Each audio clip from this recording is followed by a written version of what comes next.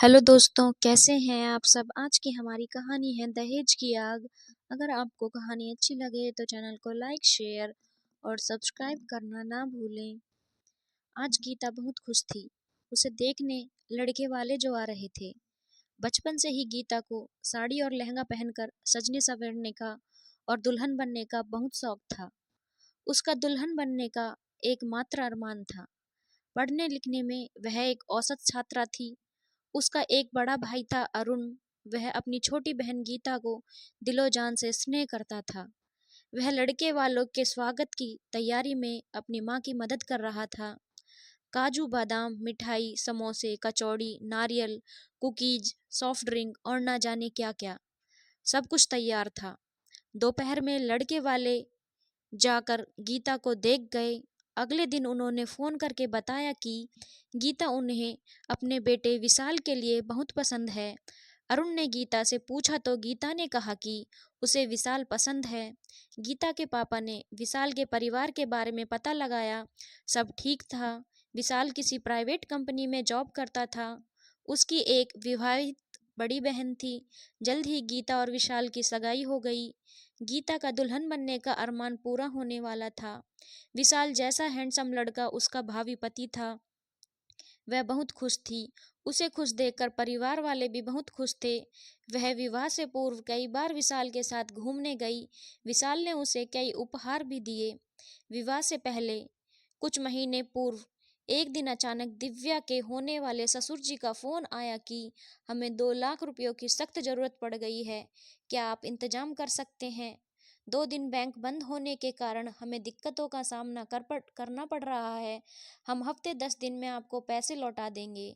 गीता के पिता ने शादी की शॉपिंग करने के लिए घर पर जो रुपए रखे हुए थे वो उन्होंने गीता की ससुराल पहुंचा दिए। काफी दिन बीत गए पर गीता के ससुर जी ने पैसे नहीं लौटाए। गीता के पिता ने भी शर्म के मारे कुछ नहीं कहा। फिर गीता के ससुर जी ने शादी से पहले अपनी बेटी के लिए सोने का हार और अपने दामाद के लिए सोने की अंगूठी मांग ली। इस तरह वह कुछ न कुछ मांगा करते। गीता के परिवार को तो सब कुछ देना ही था, तो उन्होंने इस बात पर ज्यादा गौर नहीं किया। गीता ने अपनी मेहंदी के कार्यक्रम में खूब डांस किया। हंसी खुशी विवाह संपन्न हुआ और गीता दुल्हन बनकर अपने ससुराल आ गई। 2 दिन बाद उन्होंने गोवा जाने का प्रोग्राम बनाया। गोवा में 6 दिन कैसे हंसी खुशी बीत गए, वक्त का पता भी ना चला। गोवा से वापस आने के बाद गीता का मायके जाने का बहुत मन था। वह जैसे ही अपने सास के कमरे की तरफ पहुंची, उसने विशाल की जॉब के बारे में कुछ बातें सुनी। उसके पहुंचते ही सब चुप हो गए। गीता ने पूछा, आप लोग अभी जॉब के बारे में कुछ बात कर रहे थे, मुझे भी बताइए, कुछ हुआ है क्या। गीता की सास विशाल, बेटा इसने सब सुन ही लिया है तो इसे बता दो। विशाल कहता है, गीता 6 महीने पहले ही मेरी नौकरी चली गई थी। गीता बोलती है, पर क्यों। विशाल कहता है, ऑफिस में मुझ पर धोखाधड़ी का झूठा आरोप लगाया गया था। गीता कहती है, अब क्या होगा। विशाल बोलता है, अपने पापा और भाई से कहकर मेरी मदद करवा दो। नौकरी मिलते ही मैं उनकी सारी उधार चुका दूंगा। गीता कुछ सोचकर बोली, विशाल अभी शादी में बहुत खर्चा हुआ है, मैं कैसे कहूँ पापा से पैसों के लिए। विशाल बोलता है, अरे ज़्यादा नहीं चाहिए, सिर्फ 5 लाख चाहिए। गीता हैरानी से 5 कहती है, 5 लाख। विशाल बोलता है, हाँ हाँ, गोवा जाने के लिए किसी से उधार लिया था, वह भी तो लौटाना है। गीता कहती है, पहले बताते तो हम लोग गोवा नहीं जाते। गीता अगले दिन मायके जाती है तो उसके पापा उसे 1 लाख ही दे पाते हैं।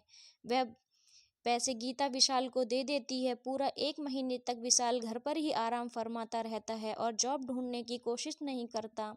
गीता इस बात से नाराज होकर उसे टोकती है तो वह उसे बहुत मारता है। वह मारपीट वाली बात अपने मायके वालों से छुपा लेती है। पैसे खत्म हो जाने पर विशाल उसे मायके जाकर पैसे लाने को कहता है। गीता उसे साफ मना कर देती है।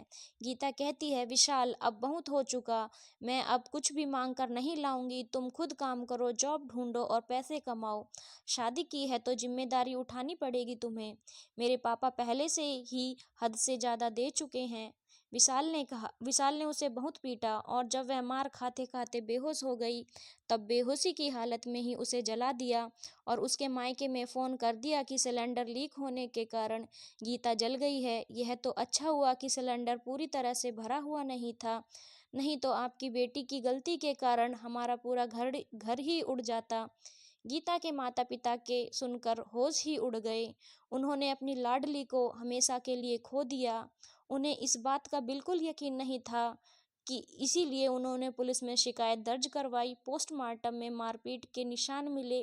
विशाल और उसके पिता और सास ससुर को गिरफ्तार कर लिया गया, लेकिन गीता तो वापस नहीं आ सकती थी। उसका ससुराल में सुखी रहने और दुल्हन बनने का अरमान उसके साथ ही समाप्त हो गया।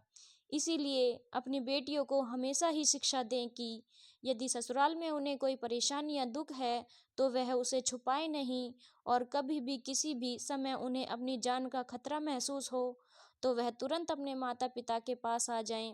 मायका उनका अपना ही घर है।